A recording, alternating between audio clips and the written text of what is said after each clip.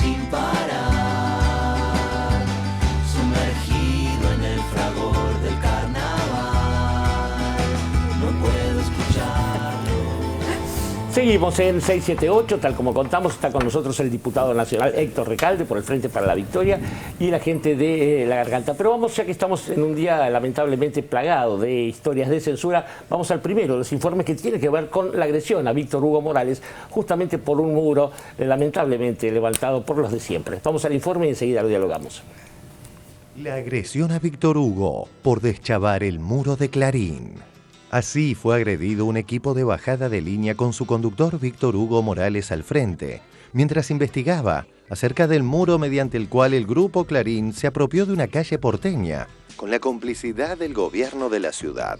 Yo primero fui al lado del muro donde está lo que Clarín ha convertido en un depósito propio. Viene una calle que termina en otra calle y se continúa. Ellos antes de llegar a esa otra calle pusieron ese muro. Para siempre pensaban. Hubo una movida de vecinos, fruto de la necesidad, pero también de la indignación. No es bueno que alguien venga, por más que se llame Mañeto o como fuere, y sea capaz de decir, acá la ciudad es mía. Esta calle, que era calle, ahora es un depósito, y no otra cosa. Entonces, con eso no alcanzaba, y nos fuimos para el otro lado. Cuando fuimos al otro lado y llegamos al muro exterior, a lo que Clarín se robó, nos encontramos con gente muy pesada, que nos recibe, que hace un sonido muy hiriente. ¿Qué vienen a querer sacar la cosa esta? ¿Por qué no lo vas a hacer en política a tu casa? ¿Dónde vivís? ¿Dónde vivís? Maestro. ¿Dónde vivís vos? ¿Por qué defendés Clarín? ¿Vos dónde vivís? ¿Por qué defendés Clarín? ¿Vos dónde vivís? ¿Pero por qué te da Clarín? ¿Vos defendís? ¿A ¿Dónde vos qué vivís? te da Clarín? Nos da la mitad de la luz nosotros. Tenemos un acuerdo firmado Si que la ellos luna nos es dan de la él, luz. la luna es de él, Bueno, hermano, hacemos bueno, consciente. amigo, acá no vengan a firmar nada, amigo. ¿Me ayudás? Ahí vienen todos los pibes, mirá. Ahí vienen todos los pibes. ¿Qué problema ¿Me es? ayudás a entender que... Cuidado, pues yo nunca te falté respeto a vos, Bueno, nunca. no hace política a otro No me lado, acordés, amigo, ¿eh? A mí no me apuntes con el dedo, Vos tampoco. A mí no me apuntes Vos con el dedo, tampoco, vos tampoco. Bueno, tomate Maestro. política a otro lado. Vos tampoco. Permitime porque No, lo que... no, acá no vengan a firmar, no vengan a firmar nada. No vengan a firmar, acá vienen a hacer política nomás, acá política no va. Quedan en su barrio, ¿sabes dónde vive él? Vive allá, si vos querés hacer algo, vení, agarrá y habla con nosotros. Él no va a hacer absolutamente... Vale, amiguito. Saca la gente de acá, dale. ¿Qué pasa, amigo? Tómatela. ¿Qué pasa? Dale, usted no viene a hablar con ninguno acá para eso. Tómatela, vos bajás esa grabadora. Tómatela, dale, tómatela. Muchacho, Tómatela, dale, solamente váyase, explicar... váyase, no quiero que me explique nada, váyase. Vamos al otro. Váyase. Con vos todavía Luis. Váyase, Váyase, vos venís a hablar primero con nosotros. Váyase. Lo único que me gustaría es entender... Flaco, lo único que me gustaría... Solamente es que entender qué es lo que les pasa. ¿Cuál es...? Dale. ¿Cuál es el... Nada más. Tómesela, dale, váyanse. En la vida pasé por aquí, quiero entender. Luis, vos venís a hablar primero con nosotros que tenés que acá. Primero venís vos y hablar con nosotros, ¿sabés, Luis? Andá, váyase, dale. Dale.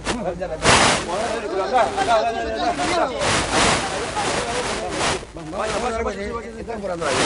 ¿Cómo? Vos también bajá la cámara, maricón. Está bien, dale. Vos venís a hablar con nosotros primero. Igual dame. Más tarde estamos buscando, vamos a ir a hablar. Listo. Vamos a ir a buscar vos, dale. Muchachos, ¿hay alguno con el que se pueda hablar bien? Yo lo único que quiero es entender. Pero ¿qué política tiene que ver? Nosotros queremos hablar del diario Clarín, no de política. No programa nada, ni que parezca.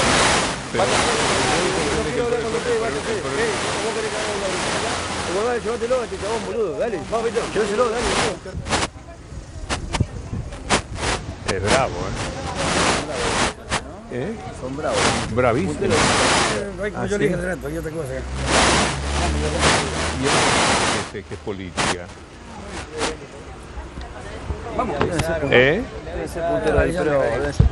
Quisimos mandárselas anoche a 678 cuando me enteré de que habían emitido una voz solidaria.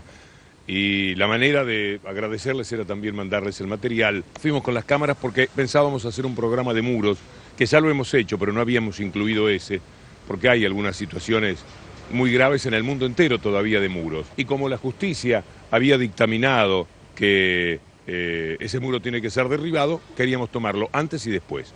A eso fuimos, hice un comentario de un lado del muro, y nos fuimos para el otro lado para mostrar qué parte de la ciudad es la que habían cortado. Vecinos del barrio de Barracas se encuentran afectados en su derecho de libre circulación por este muro que fue levantado de forma arbitraria, cortando la calle en la ciudad de Buenos Aires.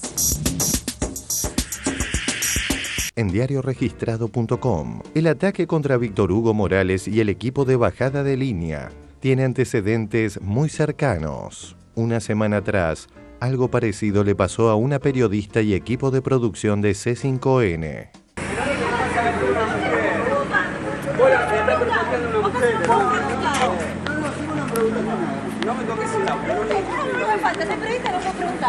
Mi derecho al trabajo no lo puedo hacer. Pasó un auto y lo atropelló a Víctor Hugo. Dice que Víctor Hugo igual está en perfecto estado, pero igual, dice lo lo estaban muy esperando. cuidadosos con la información porque si hablamos de que le tiran un auto y todo... Si esto es así, como se cuenta, por supuesto hay que repudiarlo y sobre todo investigarlo. Si es como cuenta Cintia García. Es tan sensible el tema. Claro, es muy porque hay tanta ideología, tanto peso ideológico detrás, A ver, pero, sí. Pero a ver, ¿por qué se pone en duda? ¿Por qué tanta tibieza, porque muchachos? no sabemos la verdad todavía. ¿Por qué? No sabemos, Diego. Pero no sabemos digo, la fue verdad. algo grave lo que sucedió. Digo, muchachos, se habló en un programa muy caliente. Se habló lunes, martes, miércoles, 4 días hablamos del caso Longobardi. Acá fue una cuestión meramente ideológica. Lo fueron a buscar a patrullar. No lo sabés, Diego, no lo sabés. Ah, no, fue casualidad. Pasaban 6 muchachos y no quisieron que grabe.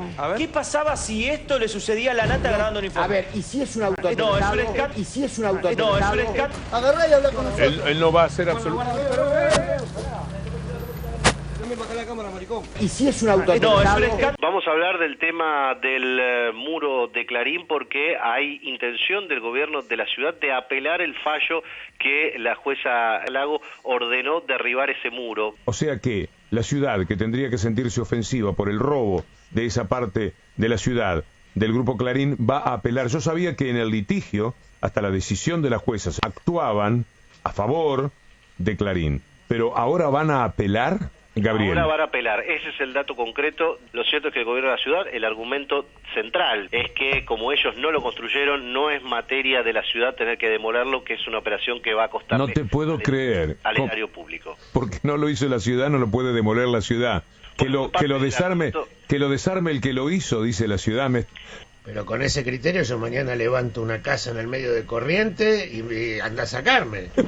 El muro se parece muchísimo en ese tramo al que yo conocí siendo más joven, que es el muro, que era el muro de Berlín. Todos los muros son muy insultantes, separan cosas, separa el mundo. Yo creo que la pobreza hay que luchar para que haya trabajo, para que haya vivienda, y pertenezco a eso. ¿Has superado entonces la idea polémica que tuviste en el 2009 de construir un muro?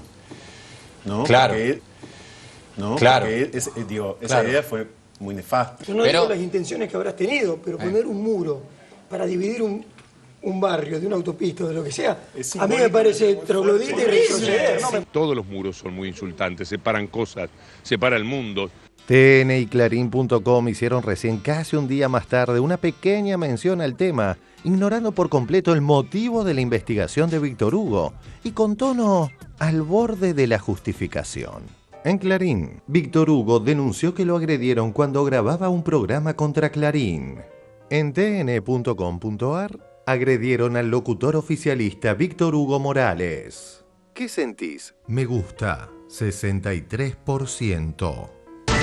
Bueno, vamos a referirnos a Víctor Hugo Morales y la denuncia que hizo sobre agresiones. Sí, porque él estaba grabando un programa en las cercanías del diario Clarín, cuando, como se van a ver en las imágenes, un grupo de personas lo agrede a él y a su equipo.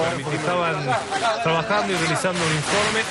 Este grupo de personas que no se identifican los increpan pidiéndoles que se vayan, y ADEPA repudió enfáticamente las agresiones, así lo dice. Urgimos una investigación, al igual que lo hace FOPEA, que repudia las agresiones y que asegura que esto es otra muestra del clima de intolerancia que se vive en el país. Esto es otra muestra del clima de intolerancia que se vive en el país. Pausa. Ya venimos. Tweet de Víctor Hugo Morales. Rechazo enfáticamente lo manifestado por FOPEA y agradezco el repudio. Y periodistas militantes del macrismo se mofaron de la agresión que sufrió Víctor Hugo y su equipo. El impresentable de Manieto mandó a matarme, me quiso atropellar Manieto. Bueno, ¿qué pasa con Víctor Hugo y una grave denuncia contra Clarín? Que un auto se le acercó a toda velocidad que justo frenó a centímetros de él, pero llegó a golpearle la pierna. Y dice, este hecho es grave por la obstrucción al periodismo, que significa... O sea que de una quisieron investirlo. Era Bravísimo. evidente que... O sea que de una quisieron investirlo. Era Bravísimo. evidente que... Si es así, si es que lo quisieron atropellar, si es que lo quisieron matar, esto es tentativa de homicidio, es gravísimo. Y toda nuestra solidaridad con el colega. Fui muy humillado. ¡Qué vergüenza!, ¿no? ¡Qué vergüenza!, ¿no? Desnudar y combatir a lo largo de toda su vida el comportamiento de las corporaciones le significó a Víctor Hugo una violenta persecución del grupo de Manieto y sus socios, llegando al extremo de dar al aire la dirección del periodista. Y ella no se quiere ir. Claro, el departamento es casi un paraíso en el piso 23 de Avenida del... Víctor Hugo Morales vive en el piso...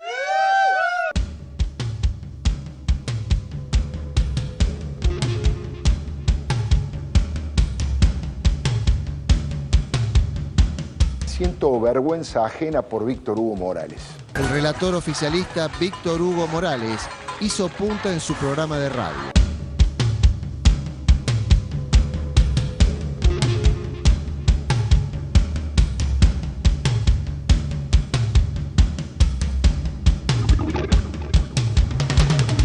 La única presencia oficialista de renombre fue Víctor Hugo Morales. Creo que el relato, uno de los voceros del relato del gobierno, Víctor Hugo Morales. Esta suerte de mayordomo periodístico del gobierno con Víctor Hugo Morales. Esta salvaje campaña solo logra que Víctor Hugo siga derribando muros. Y al respecto, otro queridísimo charrúa tiene algo para decirnos. El muro de Berlín era la noticia de cada día. De la mañana a la noche leíamos, veíamos, escuchábamos el muro de la infamia, el muro de la vergüenza, la cortina de hierro, y por fin ese muro que merecía caer, cayó. Pero otros muros han brotado y siguen brotando en el mundo, y aunque son mucho más grandes que el de Berlín, de ellos se habla poco, muy poco o nada. Poco se habla del muro que los Estados Unidos están construyendo en la frontera con México, y poco se habla de las alambradas de Ceuta y Melilla. Casi nada se habla del muro de Cisjordania que Israel construyó para perpetuar la ocupación de tierras palestinas y que dentro de no mucho tiempo ya será 15 veces más largo que el muro de Berlín. Y nada de nada se habla del muro de Marruecos, el segundo muro más largo del mundo después de la muralla china, la justicia, que en el mundo de nuestro tiempo parece más esquiva que el agua en el desierto. ¿Por qué será que hay muros tan altisonantes y muros tan mudos?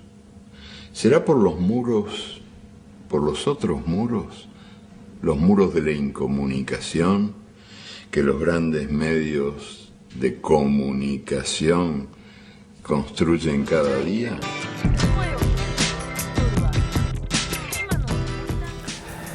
Bueno, junto a la reflexión final de Galeano, puede parecer una desmesura comparar este muro con los otros, pero hay otro punto de igualación, y es que ese tipo de escenas, las imágenes que vimos con Víctor Hugo, son del pasado, son claramente del ayer, igual que la acción de Clarín pudiendo operar sobre la voluntad de otros es del ayer, mal que les pese, igual que es del ayer la hipocresía de algunos repudios, sin ir más lejos el de Fopea.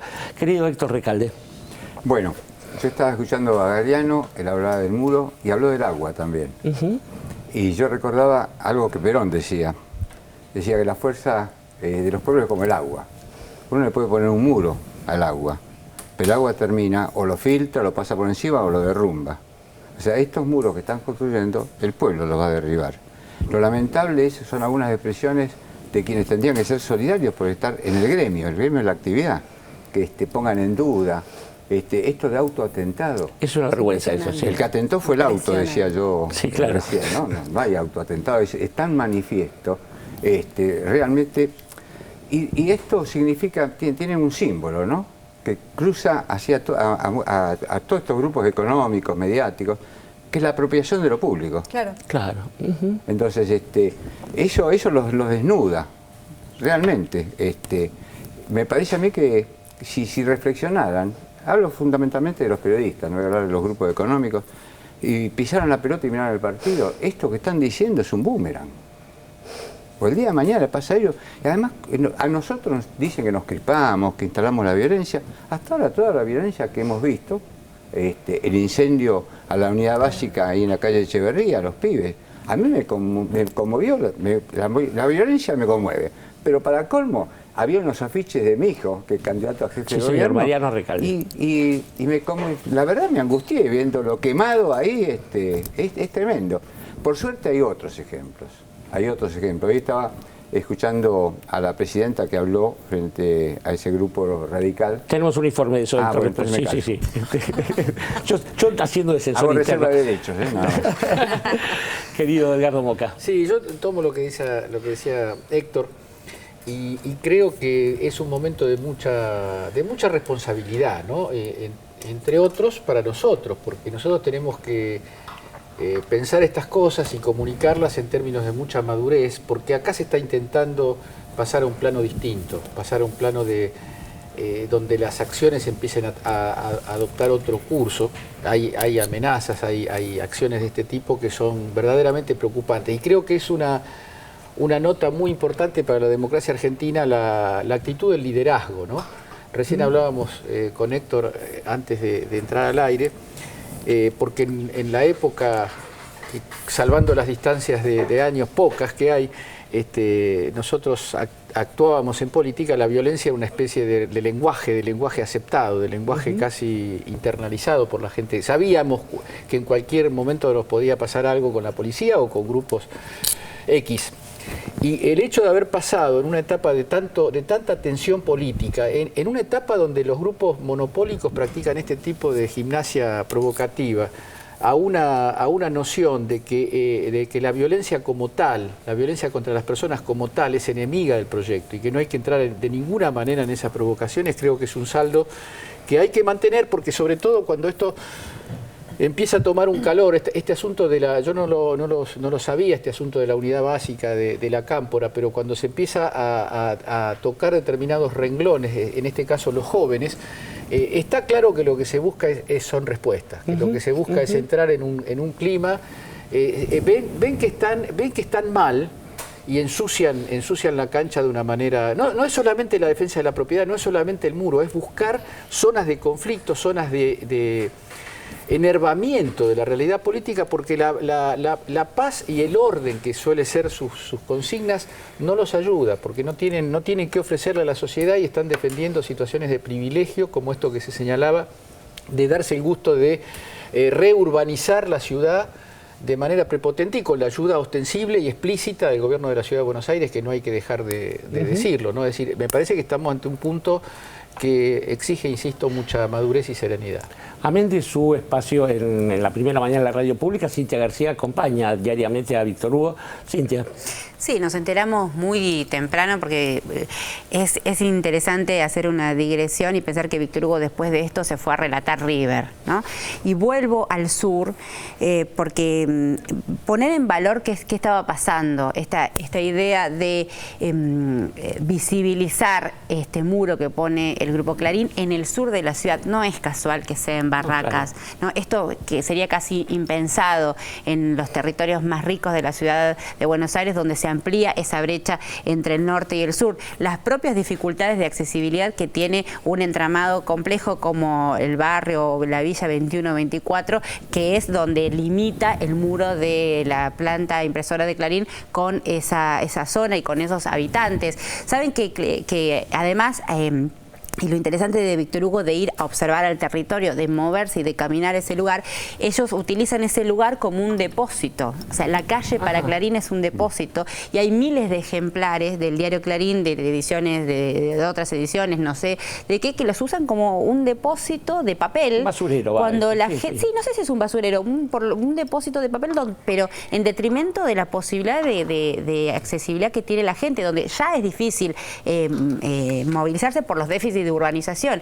Y el gobierno de la ciudad y la reproducción mediática, TN, es cierto que, por supuesto, como vimos en el video, pone esas partes de las imágenes de la agresión, pero corta la parte que a mí me parece que es central de las agresiones, porque destraba algunas cuestiones cuando le dice ¿por qué relación tienen con Clarín? Ellos nos pagan la luz, dice, ¿no? Entonces, claro, con Tino le dice el cronista, creo que era el productor, y Víctor Hugo, bueno, pero la luz no es de Clarín. Bueno, y sin embargo, esa partecita sobre la luz no la pone TN. Y no es casual que no la ponga, porque entonces es quedar con, bueno, que fueron unos locos que agredieron a Víctor Hugo. Lo estaban esperando, Víctor Hugo había dicho que iba a ir a ese lugar y efectivamente eso fue lo que pasó. Las imágenes son elocuentes, pero vuelvo al punto de que te tiren un auto encima. Con esa prepotencia. El auto frena, porque seguramente tiene el condicionante del freno. Pero, ¿qué hubiera pasado si no hubiera podido frenar o si hubiera habido un traspié de Víctor Hugo? Sí, y el papelón de lo que decía Héctor Recalde, esto es un auto atentado, por favor, querido Campolongo, por favor. Y la degradación que sufre uno al sentir la degradación del otro. O sea, la degradación del agresor, en estos casos, no te enaltece, no te fortalece. No son esas cuestiones donde uno sale fortalecido, uno sale degradado. Porque además hay una responsabilidad. Aquellos que hemos sufrido agresiones en la calle de este nivel, uno sale degradado porque aparte hay una responsabilidad. ¿Hasta dónde uno va a tensar la situación? ¿Hasta dónde va a intentar mostrar el muro de Clarín? Hay responsabilidades, hay gente trabajando, hay equipo de trabajo de los camarógrafos. Entonces, esa humillación, esa degradación que impone el victimario sobre una situación de víctima, y que la publicación de eso no es para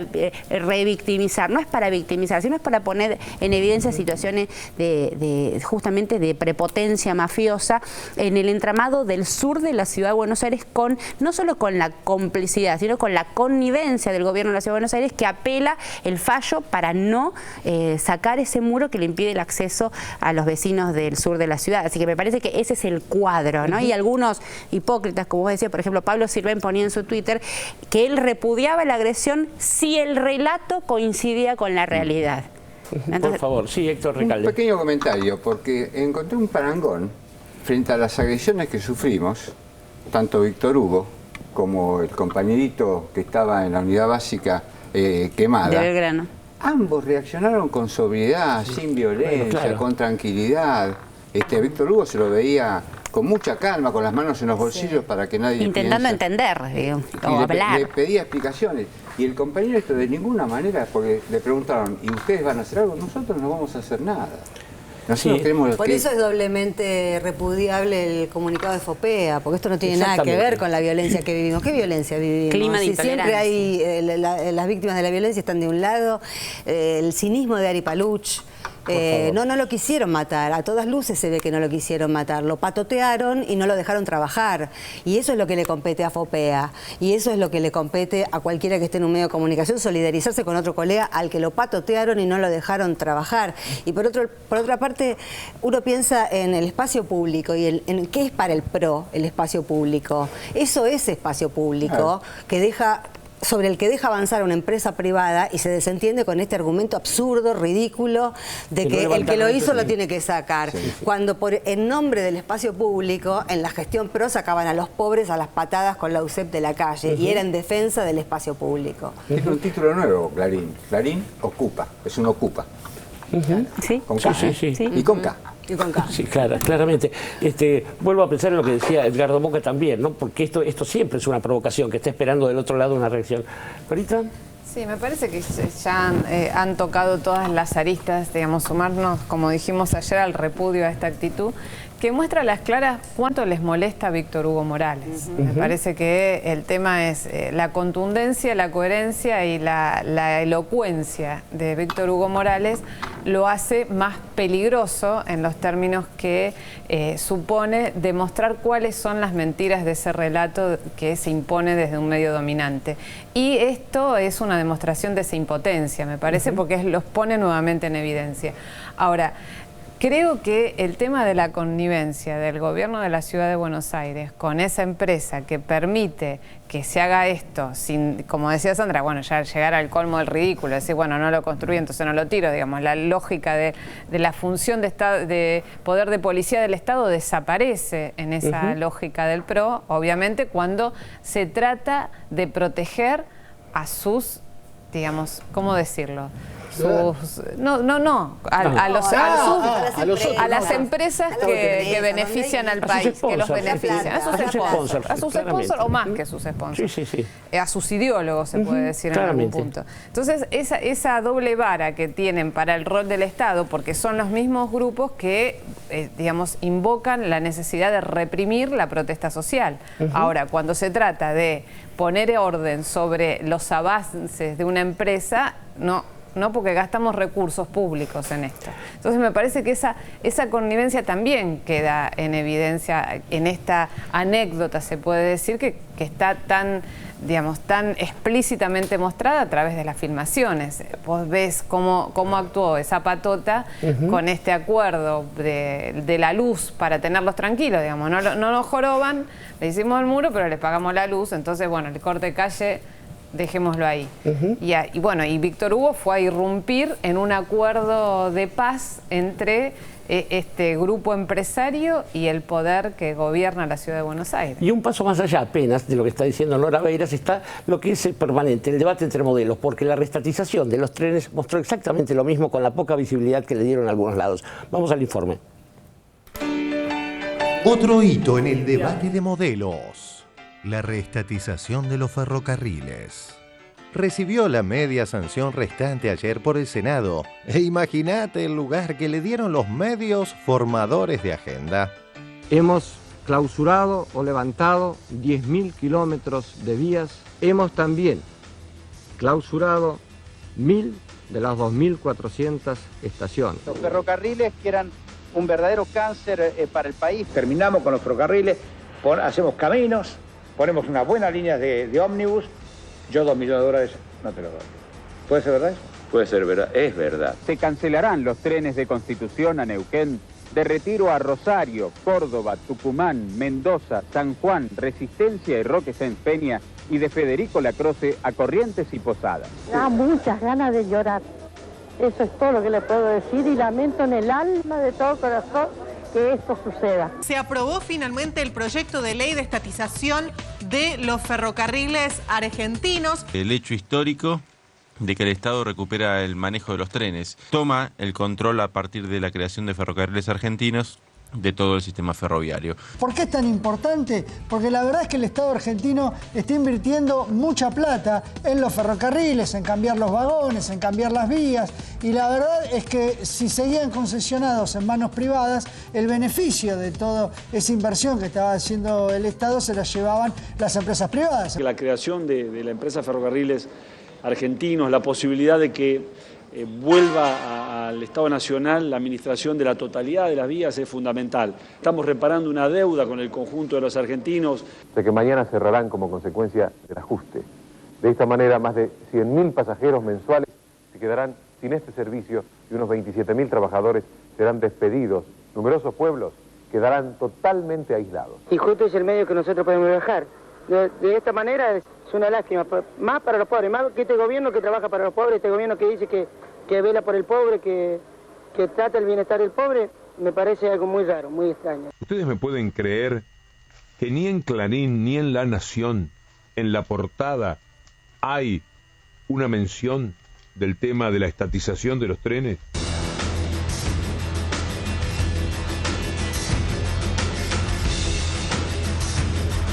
Debo confesar que estuve con Mañeto.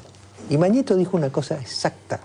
Miren, lo que pasa es que Clarín y La Nación fijan la agenda ¿Es algo normal lo que pasa en el país con este ninguneo de la información?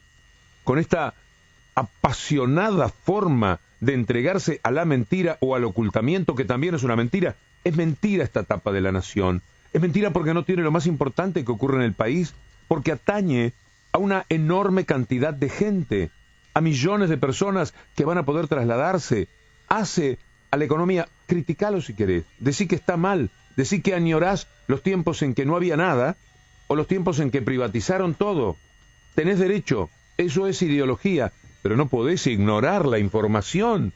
Ni hablemos de Clarín, no están los trenes en la tapa de los diarios. Ellos deciden mentirte de esa manera. Antes no, cuando estaba Better Call Saul, estaban los milicos, digamos, toda la información era importante, como por ejemplo cuando se privatizaron, firmaron la privatización de los ramales ferroviarios. Mira, vos ahí sí era importante. Prometió menos privatización, ahí sí, siempre eso era importante. En sintonía, el canal de noticias del Grupo Clarín ignoró por completo el tema. El bombardeo de la mentira es incesante. Los noticieros, por ejemplo, mienten mucho. Mienten más por lo que callan que por lo que dicen. Una decisión trascendental, muy importante. Estamos hablando de un gobierno que en los últimos meses de gestión que le queda, evidentemente, no da señales ni de fin de ciclo, ni de políticas de ajuste. Les hago una pregunta con una mano en el corazón. ¿Cómo se hace para que el próximo gobierno mire a la gente a la cara y le diga, señores, esto no da más? No puede costar el pancho que usted se come 15 pesos y usted viaja 50 kilómetros por 3. ¿Cómo se hace?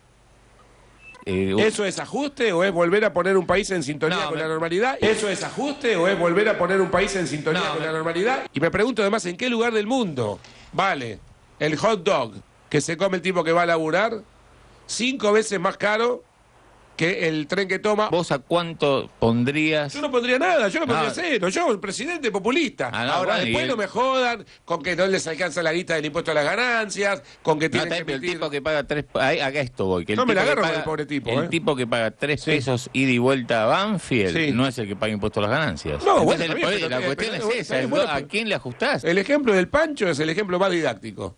No, está bien, pero es cortar el hilo por lo más delgado. No, acá va a haber que cortar el hilo. Acá va a haber que tomar una serie de medidas integrales. Un gobierno que no da señales ni de fin de ciclo, ni de políticas de ajuste. Parece que es la herencia que va a recibir el próximo gobierno después de estos 12 años de gobierno. La verdad es que está muy lejos de lo que era en otras épocas la pesada herencia.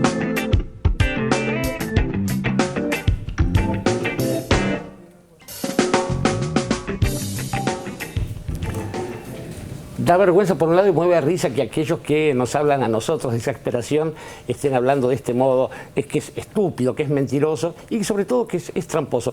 Querido Héctor Recalde. Sí, yo pediría un favor, porque la unidad básica que se quemó y los afiches, yo no sabía si el afiche que quemaron era de Mariano Recalde, o si era el de la boleta. Ajá. Entonces me gustaría si alguien puede aportarme ese dato, porque la verdad que me conmovió que no pude precisar la escena. Está haciendo campaña encubierta Héctor Recalde acerca del candidato del Frente para la Victoria, Mariano Recalde. Sería incapaz de decir que están en pero me caben las generales de la ley, así que por favor.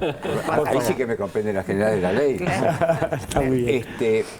El tema de los ferrocarriles es realmente muy interesante, sobre todo precisar que es la reestatización de los ferrocarriles. Y la verdad que todo tiene que ver con todo, por la historia de los ferrocarriles y la lucha argentina por recuperar las Malvinas. Sí, señor. Recordemos cómo nacieron los ferrocarriles en Argentina, con un trazado todo concentrado en el puerto de Buenos Aires para favorecer todo el comercio internacional, las exportaciones e importaciones. Vino Perón y mandó parar, pero no parar como decía Menem, mandó parar todo el tema de privatizaciones, se nacionalizó, se interconectó, no solamente dentro de nuestro país, sino también la patria grande. Fuimos con el ferrocarril a países vecinos.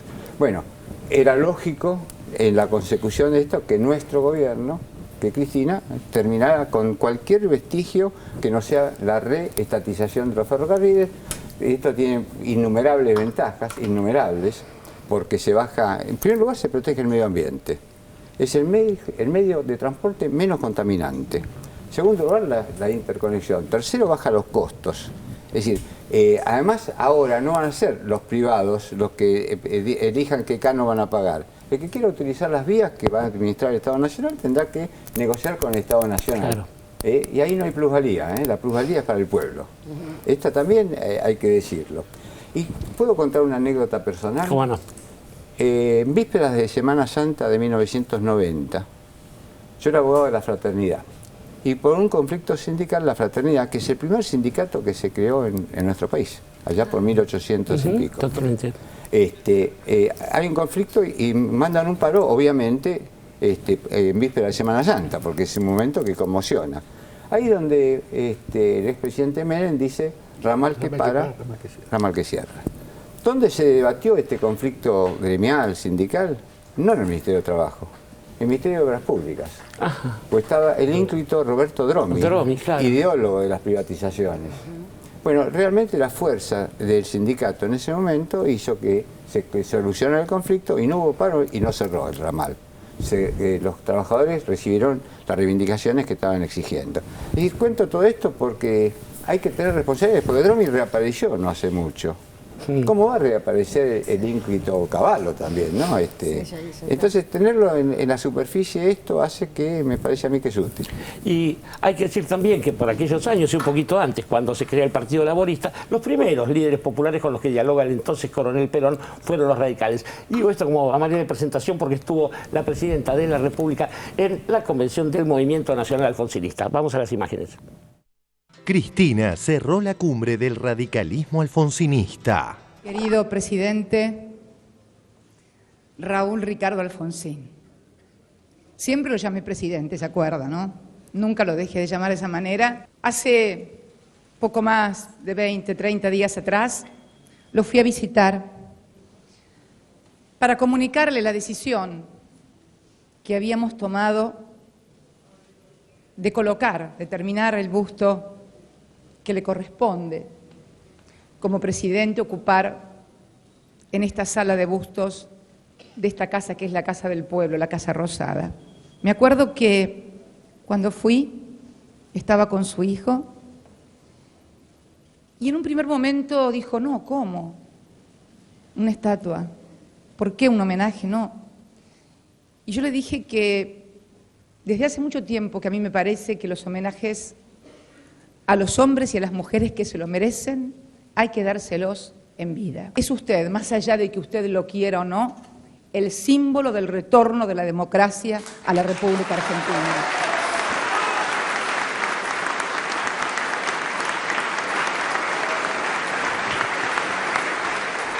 Es la primera vez que una presidenta o un presidente va a un congreso de otro partido político, otro espacio político. Gracias por el tratamiento de presidenta, pero yo no estoy acá como presidenta de la República. Yo estoy como militante nacional y popular que fui toda mi vida, toda mi vida.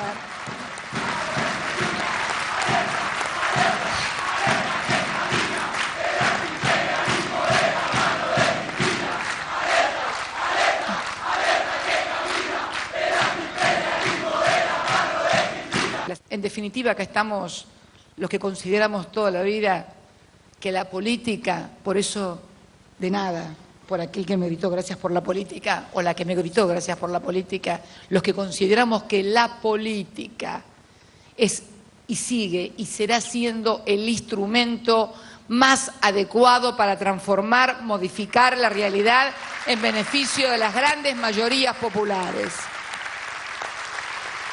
Esto que está sucediendo hoy, aquí, ahora, marca claramente que muy lejos de estar en un fin de ciclo, estamos entrando exactamente en el comienzo y en el corazón de un nuevo ciclo político.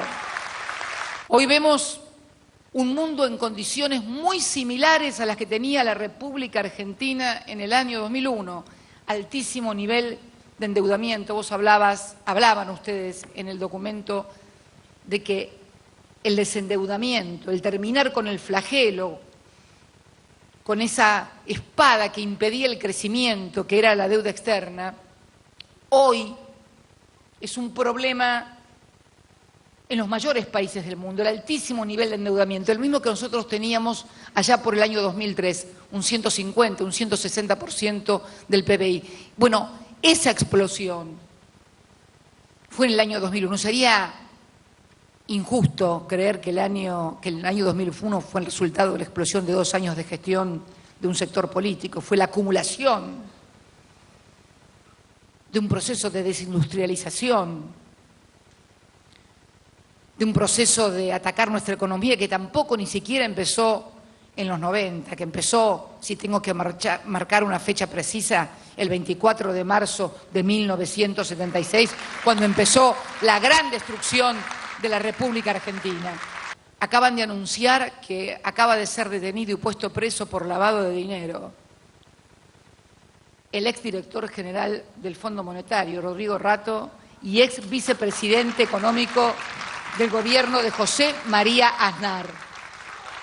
Preso por lavado de dinero, los que nos venían a decir a nosotros cómo teníamos que dirigir, manejar la economía. Es más, los que aún se atrevían a hablar de corrupción en la política argentina. Miren si no hay fin de ciclo. Miren si no hay fin de ese ciclo y comienzo de este. Lo que pasó después también, cuando desprendimientos de nuestro partido conformaron con el sector más conservador también del otro partido, lo que vino después, y finalmente terminó viniendo el mismo hombre circular. No voy a nombrarlo, ya saben de quién estoy hablando. No voy a nombrarlo, pero es circular. Y hoy leí en el diario La Nación, en un congreso que hubo de economistas organizado por grupos de empresarios, que alguien decía que necesitábamos a este hombre más 200 más como él para organizar el próximo gobierno. En el diario La Nación, un debate sobre cómo ajustar la economía incomodó a empresarios. La verdadera solución pasa por el shock, pero va a haber gradualismo, dijo Broda. Ya estoy más allá de todo, lo voy a decir. Necesitamos un equipo como el de Cavallo, de 200 profesionales. Y tenemos a los militantes del antiajuste oponiéndose a todo lo que sea racionalidad. Estas cosas no solamente se dicen, sino lo que es mucho peor, se piensan. Y algunos la piensan ejecutar y no se animan a decirlo porque si no, no los votaría nadie. Yo también creo profundamente en las construcciones colectivas y no autorreferenciales. Estoy harta de los políticos autorreferenciales que no son capaces de reconocer los logros que se hacen y entonces mantienen divisiones que son absolutamente artificiales, de estilo, de formas. No me refiero a las otras divisiones, a los que sí tienen claro lo que quieren y por eso no están acá. A esa derecha que vos llamaste de renovada y que yo no digo, yo no les doy el hándicap de renovada. Yo los conozco hace mucho tiempo, por lo menos. Hace mucho tiempo. No se dedicaban a la política, tal vez, hace tiempo. Pero los conozco porque se desarrollaban en el campo empresario. Ahora han decidido venir a la política porque la quieren atendida por sus propios dueños. Pero el país atendido por sus propios dueños.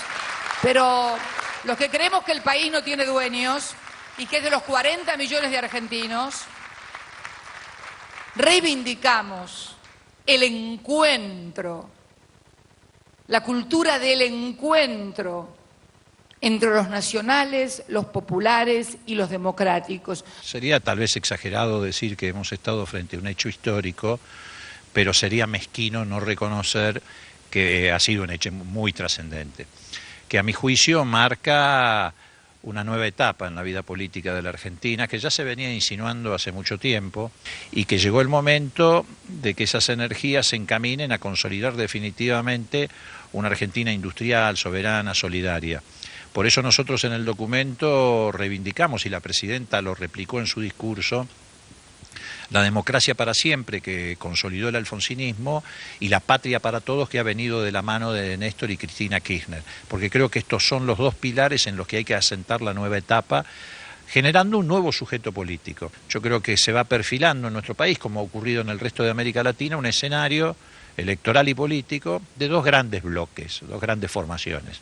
Un bloque conservador, antipopular, que pretende un retorno a las políticas de la década del 90, y un bloque nacional, popular, democrático, que pretende ampliar estos procesos que se iniciaron en el 83 y que continuaron y se profundizaron en el 2003. Leopoldo Moró, este radicalismo popular va a acompañar al candidato del oficialismo que resulte ganador en las PASO de cara a la elección presidencial del mes de octubre. Por supuesto. Nosotros, reitero, hicimos una alianza estratégica. Esto no significa que nos hemos incorporado al Frente para la Victoria. La distancia que hay entre esto y aquella convención que se hizo en Gualeguaychú, entre otras cosas, es que nosotros discutimos un proyecto de país, no hicimos una discusión de tacticaje electoral o de carácter utilitario. Y si algo distingue ser nacional, popular y democrático es incluir cada vez más cantidad de argentinos, no a un partido, no a un grupo político, sino a los bienes culturales, sociales y económicos que cada argentino tiene derecho por el solo hecho de haber nacido en su tierra, al trabajo, a la educación, a la salud, a la cultura. Esto es lo que define hoy la pertenencia a un proyecto nacional y popular. El concebirse como parte del todo, el concebirse como latinoamericano, el atreverse a decirle que no a los que te pisaron la cabeza toda la vida, el admitir que te podés equivocar y sabés que tenés que rectificar, corregir, y que los que tienen que venir después de vos tienen que ser mejores que vos, porque van a corregir las cosas en las que te equivocaste, porque van a lograr las cosas que te faltaron y porque sobre todas las cosas van a honrar la historia. Sí, esa historia que algunos no quieren recordar porque no les conviene que se recuerde la historia, porque no estaban de licencia, estaban del lado de los que saquearon, del lado de los que mataron, del lado de los que secuestraron, del lado de los que desaparecieron. Nosotros nunca estuvimos de ese lado, estuvimos siempre del lado de los que lucharon por la libertad, de los que lucharon por la economía social, de los que lucharon por el trabajo para todos, de los que lucharon por los sindicatos, de los que lucharon por las universidades, los científicos, en definitiva, del lado de los argentinos. Esto es lo que define la pertenencia a este lugar. No el color, no la ficha partidaria, el corazón y la cabeza, puestos en un solo lugar, la Argentina. Muchas gracias por haberme escuchado, muchas gracias por haberme permitido participar como una militante más junto a ustedes. No soy la presidenta hoy, soy una de ustedes, una más. Eso es un proyecto colectivo. Gracias, muchas gracias. Con las palabras de Cristina Fernández de Kirchner, damos por finalizado este Congreso Nacional del Radicalismo.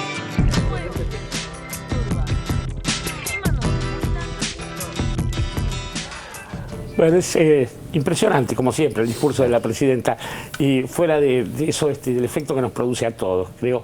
Quiero recordar que en un momento, porque hubo muchas defecciones y deserciones del Frente para la Victoria, en nombre de supuestas reivindicaciones populares, defecciones que finalmente terminaron demostrando que eran para pasarse al otro lado. En esos momentos la figura de Héctor Recalde permaneció firme en el lugar donde todos creíamos que debía estar, y yo por eso le agradezco a Héctor esa presencia en aquel momento y aquí también.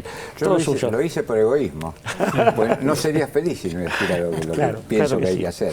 Pero ahí encontré nuevamente la razón por la cual no se reformó la Constitución argentina. Es decir, se dieron cuenta. Lo tenían tan claro que si se reformaba la Constitución y Cristina era nuevamente candidata a presidenta, arrasaba con los votos. Esa es la única razón. Es mentira lo demás. Así que la verdad es conmovedor escucharla, ¿no? Y me acordaba históricamente lo que hizo Perón también con Quijano. Quijano venía del radicalismo. Eso no quiere decir, guarda, no quiere decir que las fórmulas se integren calmas radicales, diría. Pero me parece muy importante toda esta actitud frentista, que vaya como militante, que la Presidenta de la Nación vaya como militante. Sí, es el cargo más importante que uno puede tener. Para mí, el reconocerse como militante, las convicciones, los ideales, los principios y pelear por eso, porque egoísmo. Yo no sería feliz si no hago esto que creo que hay que hacer, como mostrar la boleta de mi hijo, por ejemplo. Principios que ha transmitido claramente, Héctor, a su familia. ¿Sandrita?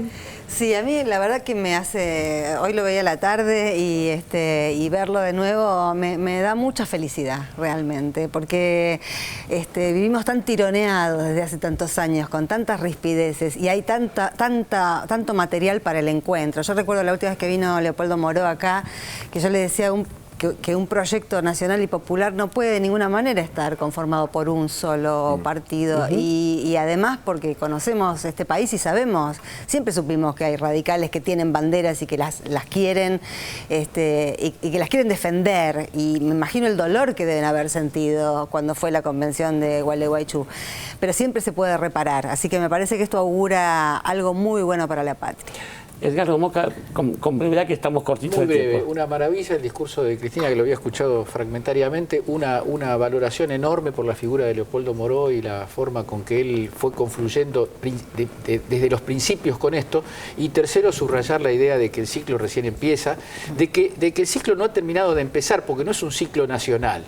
Los griegos acaban de empujar un poquito, confiemos en que España también va a empujar, estamos defendiendo Venezuela, el ciclo está, porque además es el ciclo que está finalizando y que empujamos para que finalice es el que empezó hace muchos años, allá por la década del 70, hacia fines del 70, con Reagan, con Thatcher, con las políticas neoliberales, y que pasó y arrasó la economía, la cultura y la sociedad argentina con la dictadura militar primero y con el menemismo después. Eso tiene que terminar, pero no por un problema de un partido político, por una idea de nación y por una idea de un mundo que merezca ser vivido también. Cintia, tan breve que ya nos estamos yendo. Muy breve. Pensaba en que Cristina habla como militante a la militancia, ¿no? Y en las vísperas de un ciclo que, como ella dice, se inicia.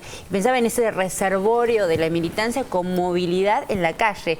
Es como el acuífero guaraní, ese preciado manto de agua dulce que nos sostiene. Bueno, me parece que la militancia también puede ser eso, ¿no? Ese valor preciado de la movilidad y la movilización territorial, de alguna manera poniéndole límites, condicionando y movilizando justamente cualquier proyecto que quiera correrse del proyecto. Dulce como el agua dulce son los gritos que suele emitir la Garganta Poderosa, porque después de este corte vamos a ir a charlar con esta gente. Ya volvemos en 678. Seguimos sumando beneficios para que nuestros jubilados y pensionados disfruten y vivan mejor. Por eso, a partir de ahora, podés pedir un préstamo de hasta 30.000 pesos y pagarlo en 40 cuotas con la mejor tasa del mercado. Es súper fácil de obtener y muy fácil de usar. Podés comprar en más de 17.000 locales comerciales de todo el país y retirar hasta el 50% en efectivo en cualquier cajero automático Link. Además, desde una nueva sección de Mi ANSES, podés consultar cada uno de los consumos que realizaste con la tarjeta. Con Argenta, siempre es temporada alta para que puedas viajar por todo el país. 40% de descuento en trenes de mediana y larga distancia. Vuelos en aerolíneas argentinas en hasta 48 cuotas y paquetes turísticos a los mejores destinos de todo el país. Acércate a cualquier oficina de ANSES o correo argentino y pedí tu préstamo. Para más información ingresa a www.argenta.anses.gov.ar. Así de fácil es Argenta. Un beneficio bien nuestro.